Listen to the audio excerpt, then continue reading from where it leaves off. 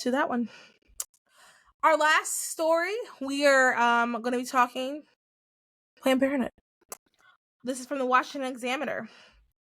And it says, of course, Planned Parenthood supports child marriage.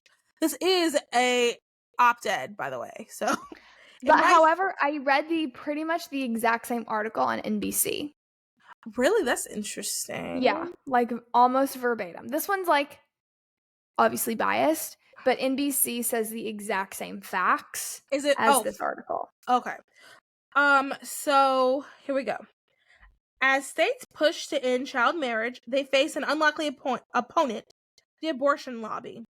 Some California lawmakers want their state to outlaw child marriage. Yet, it is not the far right leading the push against the ban in California. It is organizations such as Planned Parenthood and the American Civil Liberties Union, ACLU. Their opposition to outlawing child marriage is a perfect example of how these organizations, especially Planned Parenthood, do not care about women. Child marriage is a lousy foreign cultural practice imported to the U.S. It remains legal in 41 states, but every state should outlaw it. When child marriage happens in other countries, the State Department calls it a human rights abuse. Planned Parenthood and the ACLU opposes banning child marriage for different reasons. The ACLU thinks children can consent to marriage. Quote, we believe that some youth can appropriately make the decision for themselves, an ACLU spokesman told LA Times. And Planned Parenthood falsely claimed that outlawing child marriage somehow infringes on abortion rights for minors. A spokesperson for the organization told the LA Times that laws should not impede on the reproductive rights of minors and their ability to decide what's best for them, their health, and their lives. The abortion debate is irrelevant here. Blue states such as Massachusetts and New Jersey have outlawed child marriage, and abortion is unfortunately still legal. New Jersey requires no parental consent or notification, and Mass only requires parental notification for minors under 16. Regardless of one's view of abortion, making parents aware of statutory rape is a good idea. Hopefully, California and other states will ignore these special interest groups and do what's right, and finally end this barbaric practice. Girls are suffering because of child marriage, so those who care about the well-being of women should fight to outlaw it. Go ahead. Go first? Oh, want me to go first? Okay. Child marriage. We have to decide where is the line. We have to make... I'm a very big...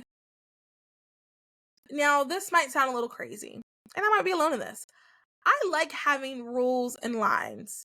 Do I cross the rules and lines sometimes? Absolutely. But Are they maybe even meant to be crossed at times?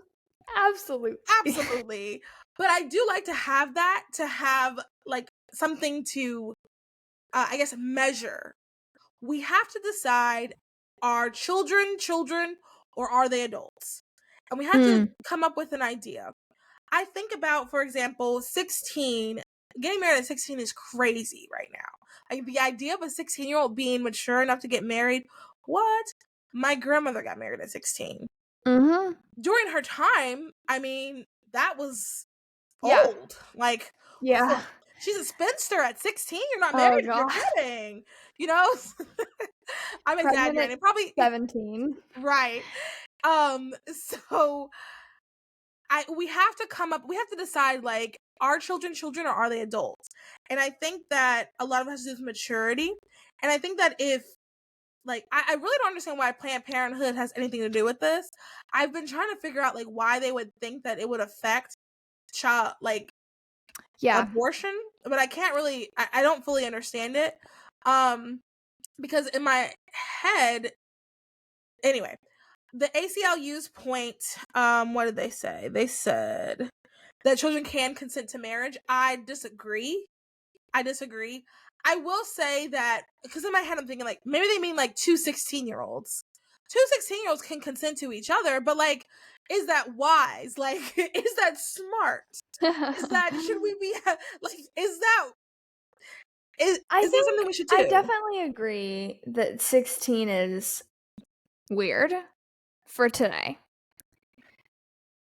I'm not sure that, like, I feel like there are laws where it's like at 16, if you have like the consent of parents, you know, you can go through with it. Right? There are. Yeah. What do you think of that? Is the other What do person you around? think, Mallory? You're president, you're POTUS.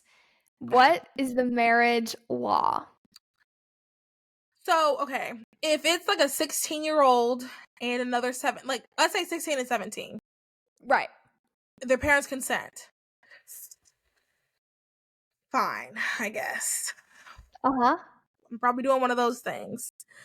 All right, you guys mature. Because, like, I do think you can, at 16 and 17, that's not smart. But I do think that Free country. it's a free You know. country. I think it's possible, as Christians, you're reading the Bible, you have a relationship with God. Okay, fine. Um,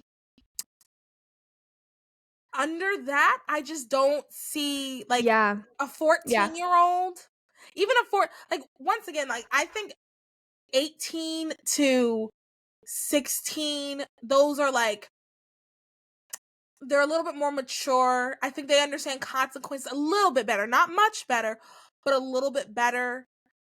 And if they're both within that age range, a 16 and like a 25-year-old, absolutely not. Not okay. Mm. Not no. No. Now, when she turns 18, if they meet when she's 18 and he's 25, icky. I wouldn't want my child to do it. Because I mean, even as I'm saying that, like, I just don't understand a context where an 18-year-old and a 25 would even be in the same room. So, like, I don't know. I know someone at work who's my age and she's married to someone 25 years older than her. I'm sorry, say that again?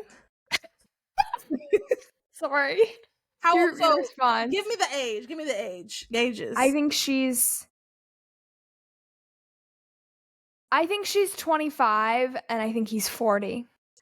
And, okay, so I honestly think that's wrong. That's not 25. That's not 25. I shouldn't have said 25 years difference. I think it was like 15. That's 15. And I don't think that's wrong. I don't even think 25 is necessarily wrong. I just don't understand what the context is. They'll be like, what do they even talk about? Like I'm 28. What would I have in common with a 21-year-old even? Like, what will we talk about? Like, what is What? You and I talk all the time. as a like lover? Like, we could have good conversations as friends, but like as a lover, like what would we have in common to discuss? Like, bodies? I don't know. I completely hear you. But our feelings, we can't make laws based on like ick, you know? True. That's why, like I said, like 18 and 25, I wouldn't recommend it, but like that 18, I think is an adult. Right. And 25, like once again, I don't know where they would even meet. Okay.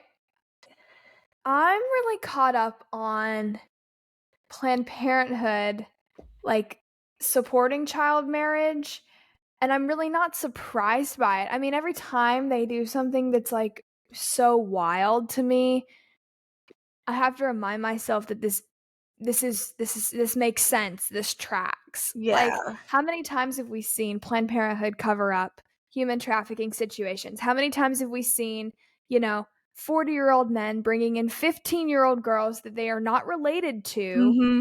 requesting a secretive abortion? Multiple at that.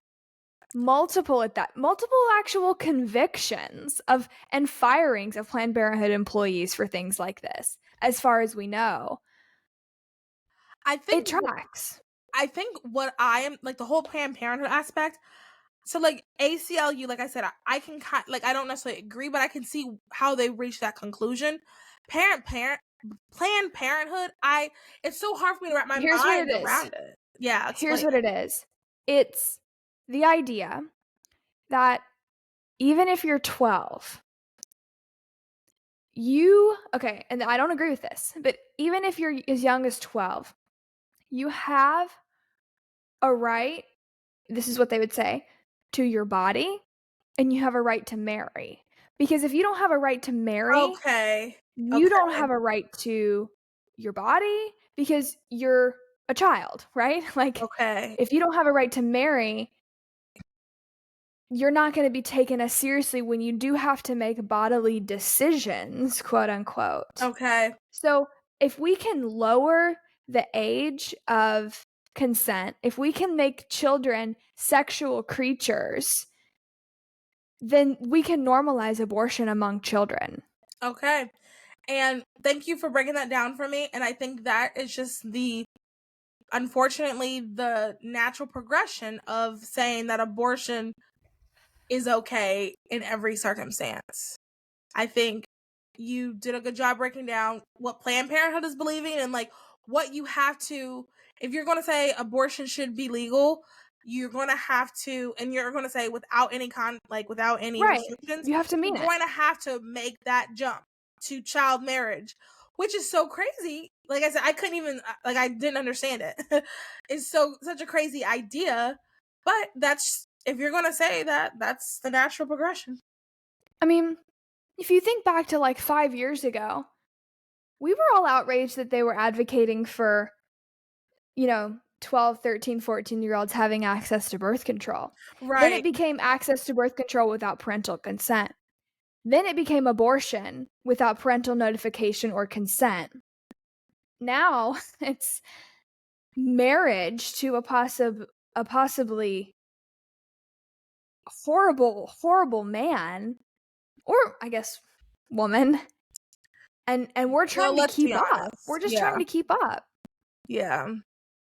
I mean, And this is child marriage results in all kinds of like sexual violence, trauma, injuries, exploitation.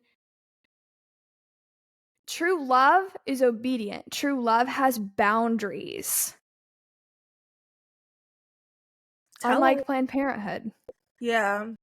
And this is like that slippery slope that we were warned about. And Yeah.